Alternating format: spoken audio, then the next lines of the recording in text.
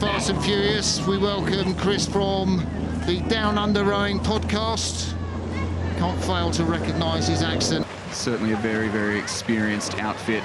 Maybe just getting the ascendancy in the opening exchanges here as we leave the shadows of Temple Island.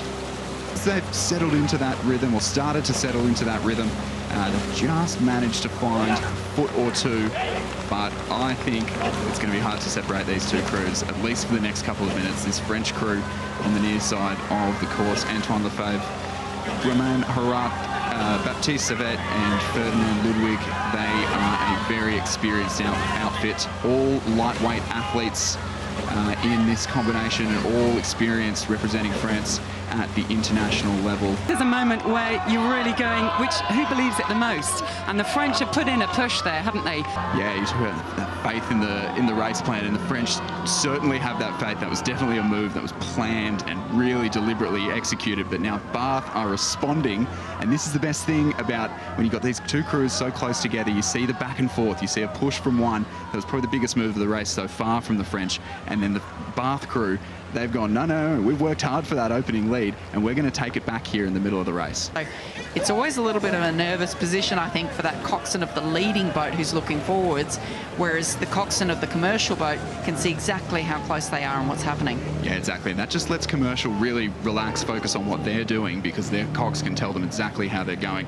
That's Rowan Hamilton in the coxswain seat of the commercial crew, who is the only member of this crew with Henley experience under his belt. Been here twice before, the 27-year-old. And he'll be urging his crew on. Nottingham have responded, so they've got something left in the tank here. Yeah, it's certainly a lot of work to do in the closing stages there. Garcet of the Henley crew, Jess Mack, who's steering, has a quick look across, and she'll certainly be pleased with what she's seeing with that margin back to Hartbury. That's a great shout, Chris. Yeah, St Ignatius with the lead. As expected, they've had an undefeated season in New South Wales this year in the Year 10-8s. St Joseph's College, the pink, or to call it its correct name, the Telemagenta Empacker shell to the left of them as we look down on the drone. That's not 100% their Year 10-8 that we saw this year at the head of the river. It's 5 from their Year 10-8, 2 from their second 8, and 1 from their first 8, who are all still under 17 competing this year.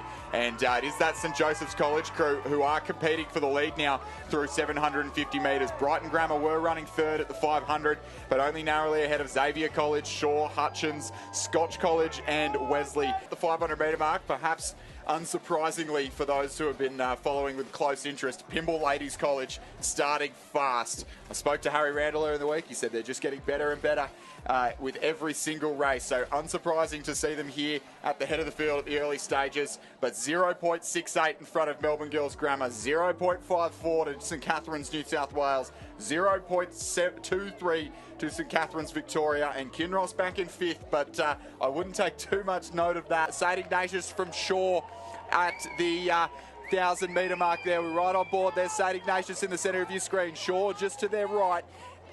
And on the far side of the course, we'll wait to see where Scotch College from Victoria are. Scotch have been imperious this year in the education state. They've won everything there is to win in Victoria. UTS crew would be a bit of an upset if they weren't on the podium here with that Cairns Swan River crew rowing in the West Australian pink Empacker there, who just trailing at the moment, but I think well and truly have designs on a podium. I don't think Melbourne Uni are out of trouble yet either, with it really being a three-way race for that last spot on the podium. The red boat on the near side of the course of the University of Queensland challenging for the medals as well. Melbourne Uni in the centre of the course, the Victorians rather, in the centre of the course, and UTS on the far side, who are drawing level now with the Queenslanders.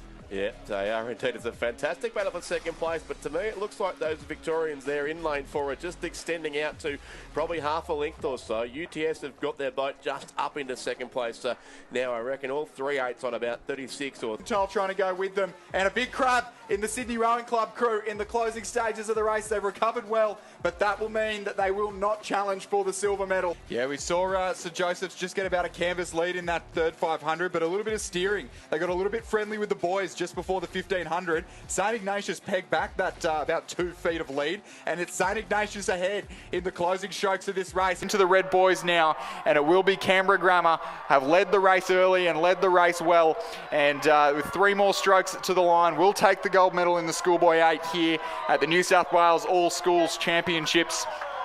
About 3 lengths clear of St Augustine's in lane 7 in the green and the gold stripe. St Augustine's for the silver medal, and it is coming right down to the wire for the bronze. The battle of the Novocastrians. Hunter Valley Grammar and Newcastle Grammar. Hunter Valley Grammar have just surged on the line. They'll take it by 3 seats to secure themselves the bronze medal, and you can see what it means to them. Hunter Valley Grammar with a medal in the Schoolboy 8. UTS coming home strong at Melbourne University now. The Victorians and the New South Welshmen going stroke for stroke. That's something we've called in 8s racing plenty of times here at the Australian Championships in the past. The Victorians have done well to be this far in front and holding on for this stage of the race. The New South Welshmen throwing it at them. It's going to be the Melbourne Uni Mercantile crew by half a canvas over UTS Haberfield. The Queenslanders finish back in the bronze medal position. What is for sure is that Pymble Ladies College, under the tutelage of their new coach Harrison Randall, have done it and done it well here in the opening race of the season, and they are leading by almost 2 boat lengths here at the final stages of the race. Pymble Ladies College will take the win here at the New South Wales All Schools Championships. Loretto Normanhurst will hold off a very tidy looking St Catherine's crew. Loretto Normanhurst for second. St Catherine's take the bronze. Coached by Olympic gold medalist Jack Hargraves, who's done a fantastic job with the boys in blue this year. And St Ignatius College Riverview extend their unbeaten season in the Year 10 8s, and they will take a national title in the under-17 schoolboys 8s. St Joseph's College threw everything at them, and they will take the silver medal. Bronze will go the way of Brighton Grammar. Redemption after a missed opportunity at the APS head of the river. There are going to be some disappointed faces in this chasing pack. I think Scotch College have responded. Scotch and Shaw in the closing stages. Southport as well. But this St Ignatius College crew, in the last 148 days since they took their first stroke of the season, have not just won everything that there is to win, but they have dominated. In the 127 years of rowing at St Ignatius College, they've won the Barrington Cup once in 2022, and they are going to win it again here in 2025. St Ignatius College will be your national champions. The race for the silver medal is anyone's guess. Southport and Shaw, Scotch are going to finish off the podium in an upset. It's going to be Shaw for the silver medal, Southport for the bronze. It is Kinross, Walleroy and St Catherine's in the closing strokes of this race. Kinross have led from start to about 1,780 metres that we're at the moment. St Catherine's have got the rate up. Kinross, things just starting to look a little bit heavy in the closing strokes of this race. The St Catherine's crew, reigning national champions and reigning champions in this event. They haven't won a race over Kinross all year. Kinross are looking, the finish line can't come soon enough. St Catherine's are going to row through in the shadow of the post. Kinross have led for 1,999 metres. No, Kinross are going to hold on by a canvas. Kinross hang on and win the Schoolgirl head of the river by less than a canvas over a valiant row by St Catherine's. Pymble for the bronze. School from New South Wales, they're the reigning champions in this event. 5 members of last year's crew back. They've played second fiddle to Kinross at state championships. They were unlucky to miss out at the Schoolgirl head of the river in a very brave row indeed. And if they could get redemption here on Lake Barrington, it'll be all worth it. But Melbourne Girls Grammar in the centre of the course are coming home strong. The Melbourne Girls Grammar crew, Perrott, Banks, Barrow, Perrott, Ross, O'Keefe, Clifford, Emily Anthony in the stroke seat, Phoebe Paul the Cox. But I don't think they're going to do enough in the closing stages of this race. St Catherine's School, the girls from Waverley, will get redemption on the waters of Lake Barrington. St Catherine's School retain the Sydney Cup for 2025. Silver will be Melbourne Girls Grammar. Tight for bronze. Bronze will go the way of St Catherine's from Victoria. Pymble Ladies, a brave row, definitely their best of the season to finish 4th. Kinross Walleroy in 5th place, a shock. Scotch Oakburn, the locals, in 6th, and Geelong Grammar in 7th. Nikki Ayres has just taken the win in the first race of the afternoon, the PR3 women's single scull. Congratulations, Nikki.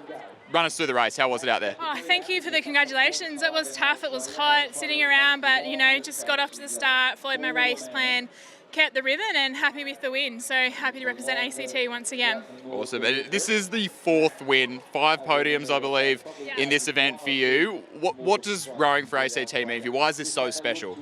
Especially as everyone knows, it's like the most prestigious race of nationals, but it just really brings it close to home, being able to represent the state who supports you, and that I've been a part of for so many years. You know, being able to do that when I played rugby, I was so proud to don the Brumbies jersey, and it's the same today, putting on the ACT, showing all those people with disabilities or who represent as part of the rainbow community that, you know, you can achieve your dreams and don't stop, just keep going, and you can be up here on the podium one day as well.